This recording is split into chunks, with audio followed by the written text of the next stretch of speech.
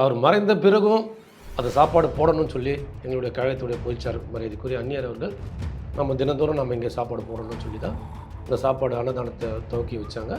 இப்போ தொடர்ந்து இப்போது ஒரு வருஷமாக ஆக போகுது. ஒரு வருஷமும் தொடர்ந்து நாங்கள் சாப்பாடு போடுங்கிறோம்.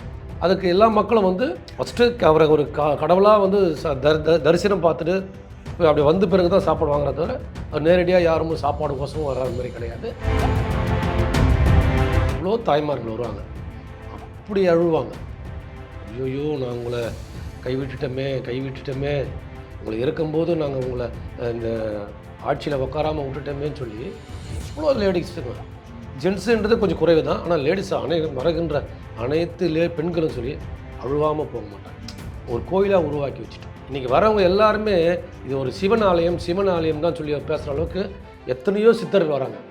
இப்போ நேற்று நீங்கள் முன்னாடி வர இப்போ நீங்கள் 16ஆம் தேதி ஒரு சித்தர்கள் மொத்தம் 20 பேர் வந்து ஒரு பாட்டு பாடுங்க. 48 நாள் ஒரு சித்தர் வந்து 48 நாள் நீங்கள் 21 வழக்கு ஏற்றணும். நாங்கள் டெய்லி நீங்கள் போய் ஆலயத்தில் போய் பாருங்கள். டெய்லி 21 வழக்கு வந்து ஏற்றணும். அது 48 நாள் ஏற்றணுமா. இது யாருன்னா திருவண்ணாமலேருந்து ஒரு சித்தர் வந்து சொல்கிறேன்,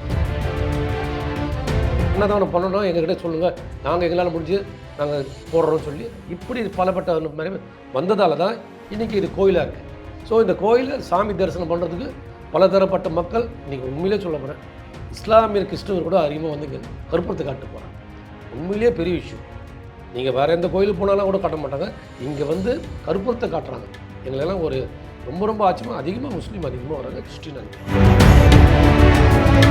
இன்றைக்கும் தினந்தோறும் அங்கே பூஜை செய்யும்போது அந்நியார் அவர்கள் கண்டிப்பாக கண்ணீர் வச்சு தான் அவங்களுக்கு இழப்புனா இழப்பு, அப்படியாப்பட்ட இழப்பு தாங்க முடியாமல் இழப்பு. இன்றைக்கி தினந்தோறும் பாருங்கள், அவங்களால ஜீர்ணிக்க முடியாமல் இழப்பாக தான் அவங்க பார்த்துக்கிறத தவிர தினந்தோறும் வந்து பூஜை செய்வாங்க. பூஜை செய்யும்போது அவங்களுடைய கண்களிலிருந்து தண்ணீர் கண்டிப்பாக. குறைந்த விலை நிறைந்த தரம், தங்கள் தேவைகள் அனைத்தும் ஒரே இடத்தில். ஜெயச்சந்திரன். அனைவராலும் கேப்டன் அப்படின்ட்டு ரொம்ப அன்போடு அழைக்கப்பட்ட ஒரு தலைவர், தேசிய முற்போக்கு திராவிட கழகத்தினுடைய தலைவர் நிறுவனர் விஜயகாந்த் அவர்கள் இறந்து ஒரு வருஷம் ஆக போகுது. ஸோ எப்படி இந்த ஓராண்டு போச்சுன்னே தெரியல. இன்னைக்கும் இந்த அலுவலகத்தினுடைய வாசலில் மக்கள் திரண்டுட்டே இருக்காங்க உணவுக்காக. ஸோ நிறைய பேர் அவர் இறந்த பிறகு தான் அவர் இப்படி அப்படின்னு சொன்னாங்க. பட் அதுக்கு முன்னாடி நிறைய கிரிட்டிசிசம்ஸ் இருந்துச்சு. ஸோ உங்களுடைய பார்வையில் இந்த ஓராண்டு எப்படி போச்சுன்னு நினைக்கிறீங்க சார்? எந்த அளவுக்கு அவரை மிஸ் பண்ணுறீங்க இந்த ஓராண்டில்? கூடவே வந்து ஒரு 43 வருஷமாக இருந்து பார்த்தவர் நான். ஆனால் இந்த ஒரு ஆண்டு அவர் இல்லைன்ற போது எங்களுக்கு எல்லாம் மனசுக்கு ரொம்ப சங்கடமாகவும் பாதிப்பு தான் இருக்குது. ஏன்னா தினந்தோறும் ஆஃபீஸ்க்கு வந்துடுவார். அவர் வரத்துக்கு முன்னாடி நாங்கள் வந்துடுவோம்.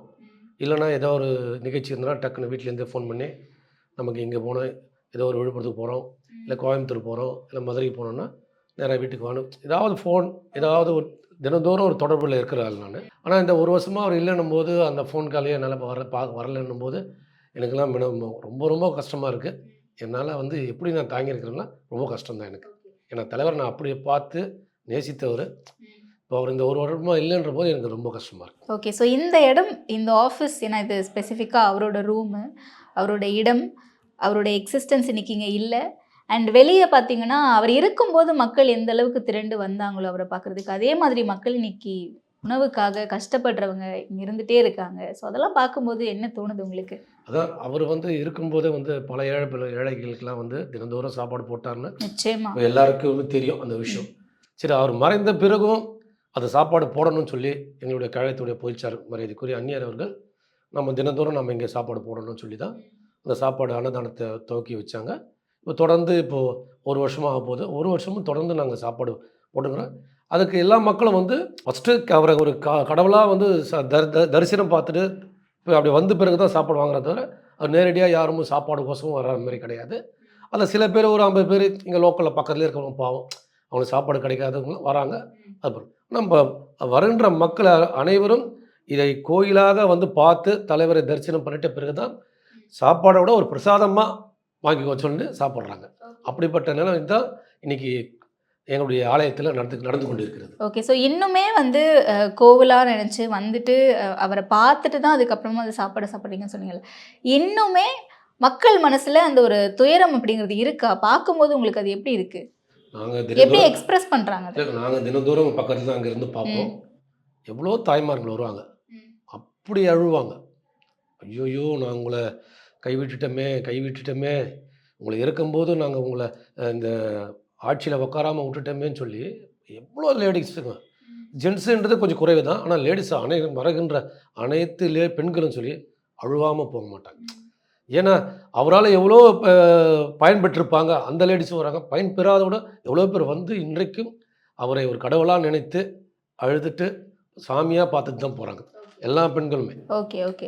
பொதுவாக ஒன்று சொல்லுவாங்க, ஒருத்தர் இறந்துட்டாங்க அப்படின்னா அது எல்லாமே கொஞ்ச நாளைக்கு தான் நமக்கு இருக்கும், அதுக்கப்புறமா அவங்க இல்லாததை வந்து நம்ம பழகிப்போம் அந்த வாழ்க்கையை அப்படின்ட்டு. ஸோ அந்த மாதிரி இருக்கா? இல்லை, தலைவர் வந்து இருக்கின்ற போது அவருடைய செஞ்ச தான தர்மத்தெல்லாம் இப்போ நாங்கள் எங்கன்னா ஒரு பொதுக்கூட்டம் மேடையில் போய் பேசுவோம் கொள்வோம், ஒரு நிகழ்ச்சியில் போய் கலந்து போய் சொல்லுவோம் தான், அப்படி தான் இருந்தது. அது பரவலாக யாருக்கும் போய் சேரல. ஆனால் அவர் மறைந்த பிறகு ஒவ்வொருத்தரும் நான் இவ்வளோ பயன்பெற்றிருக்கிறேன், எனக்கு இவ்வளோ உதவி செஞ்சுருக்காரு, என்னை இப்படி படிக்க வச்சுருக்காரு, எங்களுக்கு மருத்துவ உதவி கொடுத்துருக்காரு, எங்களுக்கு பள்ளி கல்வி இப்படி வந்து சொல்ல சொல்ல சொல்ல சொல்ல இன்றைக்கி கேப்டனை வந்து தமிழ்நாடுல ஒட்டுமொத்த இந்தியாவில் இருக்கிற தமிழர் யாராக இருந்தாலும் பேசக்கூடிய நபராக தான் இன்றைக்கி புரட்சி கலைஞர் கேப்டன் இருக்கிறாரு.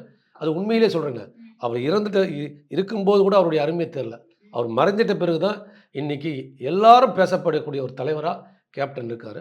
அந்த விதத்தில் எங்களுக்கும் ஒரு சந்தோஷம் தாங்க. மற்ற தலைவர் இறக்கும் போது அவர் அன்றைக்கி இறந்த நாளுக்கோ பிறந்த நாளுக்கோ தான் அங்கே போய் ஒரு பூஜை பண்ணுவாங்க, ஒரு பூ அலங்காரம் பண்ணுவாங்க.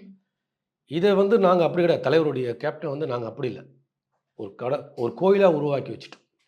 இன்றைக்கி வரவங்க எல்லாருமே இது ஒரு சிவன் ஆலயம் தான் சொல்லி பேசுகிற அளவுக்கு எத்தனையோ சித்தர்கள் வராங்க. ஸோ நேற்று நீங்கள் முன்னாடி வர பண்ணீங்க 16ஆம் தேதி ஒரு சித்தர்கள் மொத்தம் 20 பேர் வந்து ஒரு பாட்டு பாடிருந்தாங்க. சித்தர்கள் அது வந்து பஜனை பாடுவாங்க பார்த்தீங்களா, இந்த இன்னிசை கச்சேரி மாரிலாம் கிடையாது, முழுக்க முழுக்க சிவன் பாட்டு, பெருமாள் பாட்டு, இப்படி நாங்கள் வந்து பாடணும். இதை இப்போ வர ஞாயிற்றுக்கிழமை கூட ஒரு 6 மணிக்கு, இந்த மார்கழி மாதம்னா பெருமாளுக்கு ரொம்ப விசேஷம், அந்த பெருமாளுடைய பாட்டு பாடுறவங்க எங்களை ஞாயிற்றுக்கிழமை சாயந்தரம் 6 மணிக்கு எங்களுக்கு கொடுங்க, நாங்கள் வந்து பாட்டு பாடுறோம்.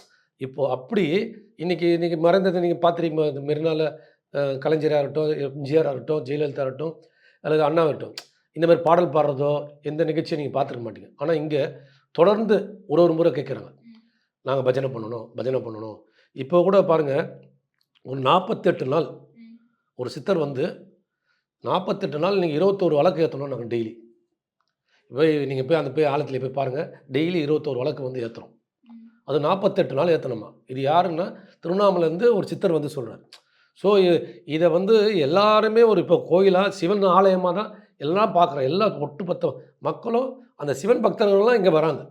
அதே மாதிரி அன்னதானம் பண்ணணும், எங்ககிட்ட சொல்லுங்கள், நாங்கள் எங்களால் முடிஞ்சு நாங்கள் போடுறோம்னு சொல்லி இப்படி பலப்பட்ட மாதிரி வந்ததால் தான் இன்றைக்கி இது கோயிலாக இருக்குது. ஸோ இந்த கோயிலை சாமி தரிசனம் பண்ணுறதுக்கு பலதரப்பட்ட மக்கள் இன்றைக்கி உண்மையிலே சொல்ல போகிறேன், இஸ்லாமியர் கிறிஸ்தவர் கூட அதிகமாக வந்து இங்கே கற்பூரத்தை காட்டு போகிறாங்க. உண்மையிலே பெரிய விஷயம். நீங்கள் வேறு எந்த கோயிலுக்கு போனாலும் கூட காட்ட மாட்டாங்க, இங்கே வந்து கற்பூரத்தை காட்டுறாங்க.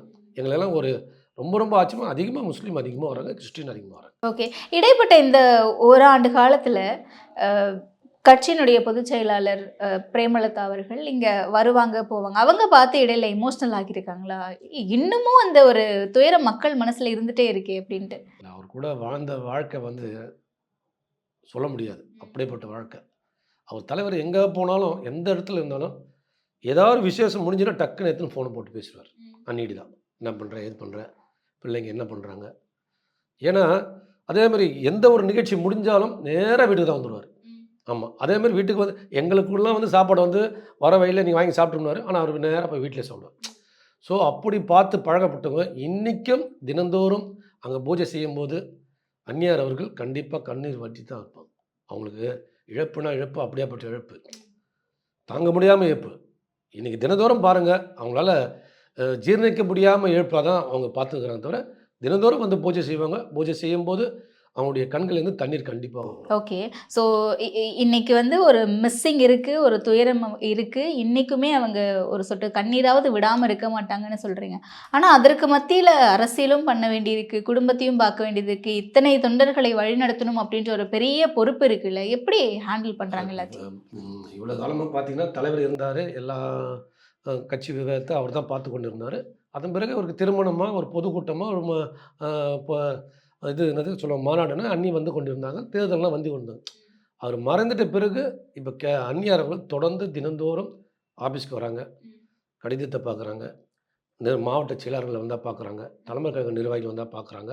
அதே மாதிரி பொதுமக்கள் இங்கே வந்து இப்போ நிறைய பேர் ஃபோட்டோ எடுத்துக்கிறாங்க. சில பேர் உறுப்பினர் கார்டு அங்கே கிடைக்கலன்னு இங்கேயே உறுப்பினர் கார்டு நாங்கள் இப்போ தினந்தோறும் இங்கேயே கொடுக்குற மாதிரி அந்த உறுப்பினர் கார்டு வரும். அவங்களுக்கு எவ்வளோ துயரம் இருந்தாலும் இந்த இயக்கத்தை கண்டிப்பாக ஒரு உயரமான நிலைக்கு எடுத்துன்னு வரணும்னு சொல்லி தினந்தோறும் அவங்க உழைத்து கொண்டிருக்கிறார்கள். கண்டிப்பாக அவங்க உழைப்புக்கு 2026 சந்தர்ப்பம் கிடைக்கும். தலைவர்கள் இல்ல சினிமா பிரபலங்கள் யாராவது ஃபோன்ல அழைச்சு விசாரிக்கிறது உண்டா? தொடர்ந்து அவருடைய உருவாக்கப்பட்ட எல்லா நடிகரும் சரி, நடிகையும் சரி, டைரக்டரும் சரி, ச சண்டை பயிற்சியாளரும் சரி, கேமராமேன் எவ்வளோ டான்ஸர் எவ்வளோ பேர் உருவாக்கிறாங்க. எல்லாரும் தலைவரை மறக்கக்கூடிய ஆள் யாருமே கிடையாது. எப்படி இருந்தாலும் என்கிட்ட தொடர்பு கொள்வாங்க, அந்நியார்கிட்ட தொடர்பு கொள்ளிடுவாங்க. நம்ம சுதீஷ் சார் இருக்காங்க, சுதீஷ் சார்கிட்ட தொடர்பு கொள்வாங்க. அதேமாதிரி தம்பி சண்முகம் பாண்டியனா ஷூட்டிங் போகும்போது அந்த ஷூட்டிங்கில் வரும்போது பார்ப்பாங்க, எப்படி இருக்க தம்பி, நல்லா இருக்கிறியா, அப்பா இருக்கும்போது அப்பா நான் எங்களுக்கு இவ்வளோ பண்ணி கொடுத்துருக்காருப்பா, அப்பா மாரி ஒருத்தர் வர முடியாதுப்பா, இப்படி எல்லாரும் பேசுகிறாங்க. யாரை வந்து மறக்கக்கூடிய நபர் சினிமாவில் யாரும் ஒருத்தருக்க முடியாது. உங்களோட பர்சனலாக அவரோட கான்வர்சேஷன் கடைசியாக என்னவா இருந்துச்சு சார்? நான் தலைவர் இன்னும் ஒரு வாழ்ந்திருக்கணும், ஒரு முறையாவது இந்த தமிழ்நாட்டில் ஆட்சி செஞ்சுருக்கணும் தான் என்னுடைய ஆசை. அது மக்கள் வாய்ப்பு கொடுக்கல. கண்டிப்பாக கொடுத்துருந்தால் இந்த நாடு நல்லா இருந்திருக்கும், நல்ல வளர்ச்சி அடைஞ்சிருக்கும், லஞ்சம் ஊழல் இல்லாமல் ஆட்சி நடந்திருக்கும். அதே போல் நல்ல திட்டங்களை கேப்டன் அவர்கள் தீட்டி ஒரு கல்விக்காக இருந்தாலும் சரி, சுகாதாரத்துக்காக இருந்தாலும் சரி, அல்லது பல பேர்பட்ட எந்த உதவி எந்த ஒரு விதத்துலையும் அவர் நல்லது செஞ்சுருப்பார் அந்த நாட்டுக்கு. அதுதான் என்னுடைய ஒரு ஏக்கமாக இருக்குது. அவருக்கு ஒரு முறை வாய்ப்பு கொடுக்க போயிட்டாங்களேன்ற மக்கள் மேலே தான் எனக்கு வருத்தம். இது உங்களுடைய வருத்தம், எதிர்பார்ப்பு. உங்களோட அவர் கடைசியாக என்ன பேசினார்? உங்களோட நெருக்கமாக இருந்த காலகட்டத்தில் அவர் முன்னாடியே ஏதாவது சொல்லியிருக்காரா இதை பற்றிலாம்? இல்லைங்க, அவர்கிட்ட நாங்கள் எல்லா விஷயத்திலும் நான் கலந்து செய்ய முடியும். இப்போ நான் எல்லாமே எங்கேயுமே போக மாட்டார். எந்த ஒரு நிகழ்ச்சிக்காக இருந்தாலும், எந்த மாதிரி ஊருக்கு போனாலும் நானாக எங்கன்னா வெளியூர் போயிட்டு இருந்தால் தான் தவிர, இல்லைன்னா என்கிட்ட தான் ஃபஸ்ட்டு ஃபோன் பேசுவார். காலையில் 6 மணிக்கு நீ வீட்டுக்கு வந்துடணும், நம்ம கிளம்புனவர். அப்படிலாம் எந்த ஒரு நிகழ்ச்சியும் கிடையாது. அவருக்கு வந்து ஒரு 19லேருந்து கொஞ்சம் பேச்சு வைப்பேன். இங்கேருந்து உட்காருவார், லைட்டாக சொல்லும் போதே நான் அதை என்னன்னு புரிஞ்சுக்குவேன். அவளை வாய் எடுப்பார், ஏய் இப்படி செந்தியில் கூப்பிடு அப்படின்னு அப்படி டக்குன்னு வாய் தரனா கூப்பிடுவார். ஏய் இது பிரேமாட்ட ஃபோன் போடணும், டக்குன்னு நான் புரிஞ்சுக்குவேன். நான் அப்படி பேசியிருந்தேன். ஆனால் அது 21 கூட நல்லா ஓரளவுக்கு பேசுவார். ஃபோன் பேசியிருந்தார். நான் பிரச்சாரத்தில் இருக்கும்போது எப்படி போகுது அப்படின்னு கேட்பார். ஒரு வார்த்தை அப்படி கேட்பார், நான் எல்லாத்தையும் நான் சொல்லிவிடுவேன். ஸோ அதில் இப்போ நான் நெருக்கத்தில் பேசி கொண்டு இருந்தேன் தலைவர் கூட. அவர் கூட நாங்கள் பேசும்போது நல்லா காமெடியாக எப்பவுமே பேசுவோம். அதான் நான் சொன்னது வந்து 21 தேர்தல் தான். 21 தேர்தல் எப்படி நடக்குதுன்னு சொல்லி எனக்கு காலையில் ஒரு 10 மணி போடுவார். நான் பிரச்சாரத்துக்கு போகும்போது எப்படி போகுது பிரச்சாரம், எப்படி நல்லா இருக்கான்னு கேட்பார். கட்சி நிர்வாகிகள்லாம் வேலை செய்கிறாங்களா, எல்லோரும் ஒத்துழைக்கிறாங்களா, கூட்டணி கட்சி நல்லா ஒத்துழைக்கிறாங்க, இதெல்லாம் கேட்பார். ஸோ அவர் பேசுனது கடைசி வந்து 2021 தான், ஃபோனில் தான் பேசுனது. ஆமாம். ஸோ அதன் பிறகு தான் அவருக்கு உடல்நிலை சரியில்லாமல் போயிடுச்சு. ஓகே. ஸோ தொண்டர்கள் அவரை பார்க்கும்போது எந்த அளவுக்கு உற்சாகமாவாங்க சார்? அவருடைய எழுச்சியம் வந்து எந்த நடிகரும் கிடைக்காது மேடம். சில பேரெல்லாம் பார்ப்பாங்க, கொள்ளுவாங்க. ஆனால் இவர் மேலே வந்து ஒரு கவர்ச்சி தாசி அவங்க. ஐயோ வெறியாக இருப்பாங்க. இப்போ இல்லை, இங்கே இல்லை, நீ தமிழ்நாட்டில் நீ எங்கே வேணால் போய் பாருங்கள், மற்ற நடிகருக்கும் இவர் நடிக்கும் பாருங்கள், அப்படி எழுச்சி. ஏன்னா காரணம் என்னன்னாக்கா, அவர் ஆரம்ப காலத்துலேருந்து அந்த ரசிகர்களையும் தொண்டர்களையும் நேசித்த தலைவர். சும்மா ஒரு அரசியலுக்கு வந்தோம், ஒரு சினிமாவுக்கு வந்தோம் அப்படிலாம் கிடையாது. அவங்களுடைய கஷ்ட நஷ்டம் என்ன இருந்தாலும் எங்களுடைய மாவட்ட செயலாளர்கிட்ட, மாவட்ட தலைவர்கிட்டலாம் கேட்டு விசாரிப்பார்.